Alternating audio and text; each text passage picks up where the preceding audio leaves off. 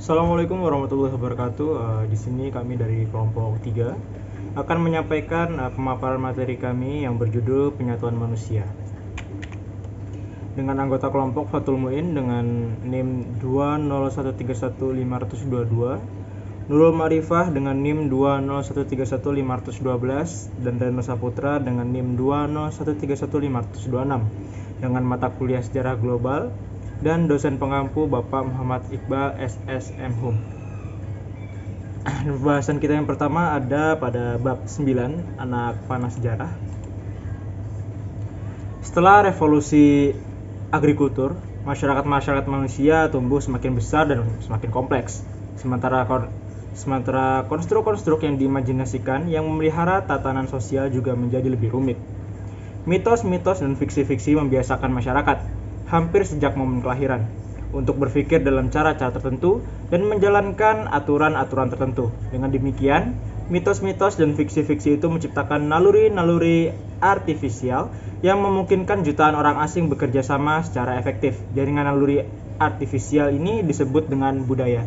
Jadi pada masa itu budaya dikenal dengan nama yaitu naluri artifisial, di mana naluri itu yang menghubungkan dari mitos-mitos, fiksi dan lain sebagainya hingga bisa menciptakan jaringan kerjasama walaupun mereka adalah orang-orang asing secara efektif.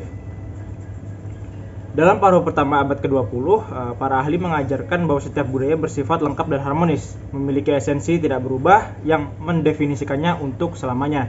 Namun berbeda dengan masa sekarang, para ahli menyimpulkan hal yang benar-benar berbeda, yakni setiap budaya memiliki keyakinan-keyakinan, norma-norma, dan nilai-nilai yang khas, tapi semua itu terus bergerak. Dalam artian budaya tidak selalu monoton, tidak begini-begini saja, namun terus bergerak seiring berkembangnya zaman.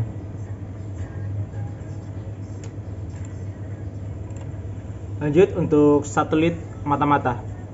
Cara terbaik untuk melihat arah umum sejarah adalah dengan menghitung dunia-dunia manusia yang terpisah yang bersama-sama hadir pada masa tertentu di muka bumi. Pada masa kini, kita terbiasa berpikir tentang planet sebagai satu unit tinggal, tetapi hampir sepanjang sejarah, bumi sesungguhnya adalah sebuah galaksi utuh dari dunia-dunia manusia yang terisolasi. Lalu sebagian besar dari per-10 populasi dunia yang terbagi atau yang tersisa sebagai di antara 4 dunia dalam ukuran dan kompleksitas yang memadai. Yang pertama ada dunia Mesoamerika yang meliputi sebagian besar Amerika Tengah dan beberapa bagian Amerika Utara. Yang kedua ada dunia Andea yang meliputi sebagian besar Amerika Latin bagian barat. Lalu yang ketiga ada dunia Australia yang meliputi kontinen Australia, dan yang keempat ada dunia Oseania yang meliputi sebagian besar pulau-pulau bagian barat daya Samudra Pasifik dari Hawaii sampai Selandia Baru. Selanjutnya ada visi global. Pada milenium ke-1 sebelum Masehi muncul 3 tatanan universal potensial yang untuk kali pertama para penganutnya bisa membayangkan seluruh dunia dan seluruh ras manusia sebagai satu kesatuan tunggal yang diatur oleh seperangkat hukum tunggal. Setiap orang adalah kita, paling tidak secara potensial tidak ada lagi mereka. Tatanan universal pertama yang muncul adalah ekonomi, tatanan moneter. Tatanan universal kedua adalah politik, tatanan imperium, dan tatanan yang ketiga adalah agama, tatanan agama-agama universal seperti Buddha, Kristen, dan Islam. Para pedagang, para penakluk, dan para nabi adalah orang-orang pertama yang berhasil melampaui divisi evolusi biner, kita versus mereka dalam sebutannya.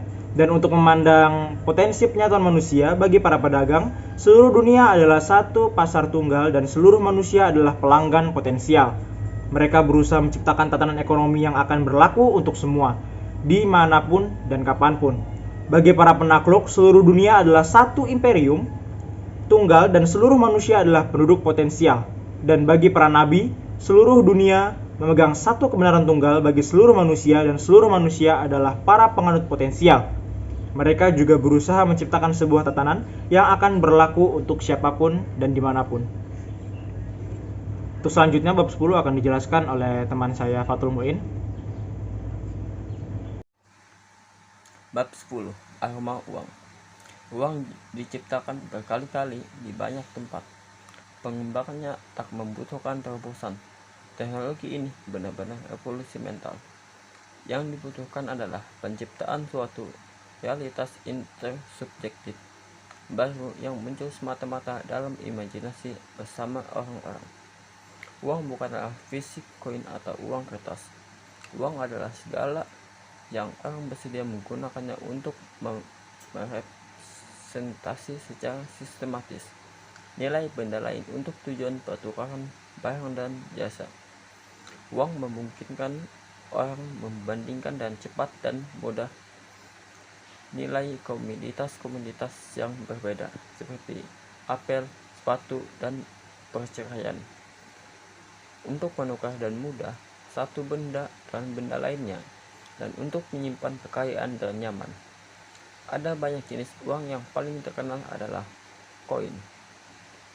Uang pertama yang dikenal dalam sejarah, uang jelai Sumeria, adalah contoh yang bagus. Uang itu muncul di Sumeria sekitar 3000 sebelum Masehi, pada saat dan tempat yang sama.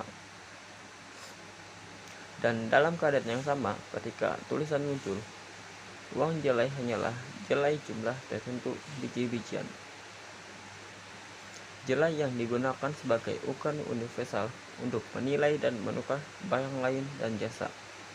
Pengukuran yang paling umum adalah sila, setara kira-kira 1 liter, mangkuk-mangkuk standar yang bisa menampung 1 sila diproduksi massal, sehingga kapanpun orang perlu membeli atau menjual sesuatu.